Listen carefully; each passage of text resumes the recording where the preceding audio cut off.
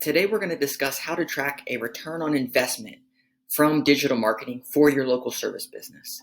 So this is a big area of opportunity in the digital marketing space. And a lot of times it's just cookie cutter. Hey, we're going to do this, we're going to do that. There's not really any return on investment tracking or results.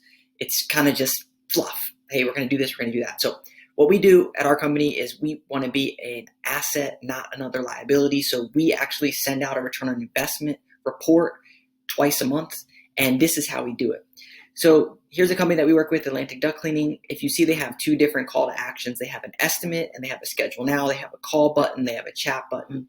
But let's just look at leads generated, just simple calls or estimate requests from their website only. That's just one way to track an ROI. So someone comes to their website and they click on receive an estimate and they fill this out. This is a lead that gets sent to them. They can call and do whatever they want with it. Someone clicks this button and calls them for whatever reason. So let's just take a look at how we're going to track a return on investment for these things. So we use Google Analytics, and what Google Analytics allows us to do is to set up a goal. So let's go down here and I'll show you how this works. Okay, so we can see that anytime someone clicks on receive an estimate and submits this form to get an estimate, a goal is tallied in Google Analytics. So far this month, they've had 219 goals completed for Estimate Calculator. They've also had 112 mobile calls completed. With this company, most of the calls are going to be for estimates. They don't have like project-based things where people are calling multiple times from a mobile device. So maybe we calculate 70% of those calls are leads or whatever the number is that we decide with the client. So we know that for a fact that we generated 219 estimate forms so far this month. So what we can do is say, hey, client, if we give you 219 leads, what is your closing percentage? Let's say it's 15%. Okay, so you closed 105 of these so far, and your average transaction value is $500. So if you closed 105 of these leads at $500, then you generated X amount of dollars. So it pays for itself, and we see that it's working, whatever we're doing. So we can look at this on a month-over-month basis, year-over-year basis, quarter-over-quarter basis, year-to-date. Whatever we want to make the qualifier, we can track our progress to see are we working or not.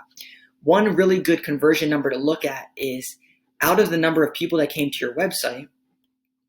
So far in the last 7 days, they had 1,000 people. But let's say they had 4,000 people to their website.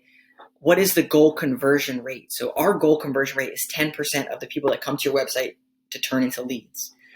So they're right at about close to 10%. We're not calculating any chats that come through or anything. We're just looking at the calculator forms or mobile calls for this scenario. The next question that usually happens is, well, we have a lot of returning customers that come back to us.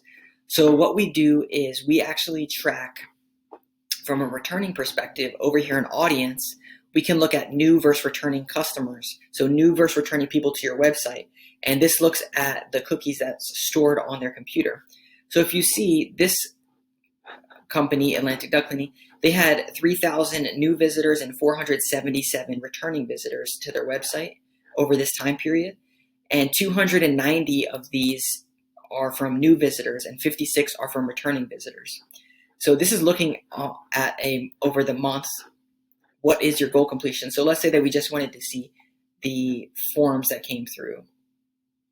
Let's look at actually estimate calculator forms since we're just looking at that. So we can see that the estimator calculator forms, new visitors, they just came to the website and filled it out, 185, and their conversion rate is 6% for just new visitors straight to the site. Boom.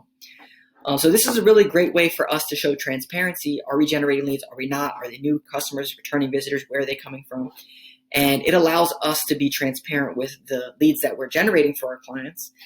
The next step that we take it is not just looking at Google Analytics, but we actually get into the client's CRM, their client relationship manager, whether that's Service Monster or Service Titan or whatever, Jobber, House Call Pro. So we like to go in and say, okay, well, this lead came from Google or came from a web form, And how did they hear about us? We'll put that on the qualifier list of where the source came from, whether it's Google or Yelp or Facebook. And then we get into their CRM to see, okay, what actually transpired from these different channels? Was it Facebook? Was it Google? And how much money did we generate? And is it working? So that's taking it a step further. In this situation, we're just going to look at Google Analytics, a simple setting up goals, and you're tracking, and is it working? Is it not working? So if you're interested in learning more about this content, we grow local service businesses. We partner with local service businesses to help them grow.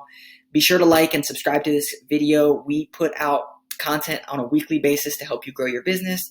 If you have a question about this or maybe a comment, be sure to comment below. We respond to all the comments and we're curious to get your thoughts. I'll see you all in the next video.